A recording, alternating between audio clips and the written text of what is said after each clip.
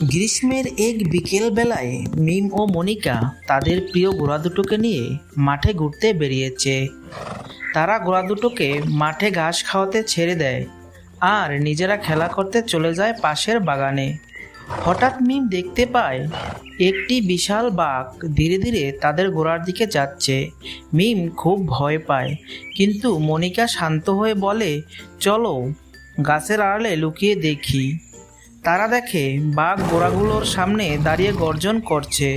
অবিশ্বাস্য হলেও সত্যি, ঘোড়াগুলো ভয় পায় না এবং বাঘের দিকে তেড়ে যায়। ঘোড়া দুটো হঠাৎ একসাথে সামনের পা দিয়ে বাঘটাকে লাথি মারে। বাঘ শান্ত হয়ে যায় এবং অবশেষে পালিয়ে যায়।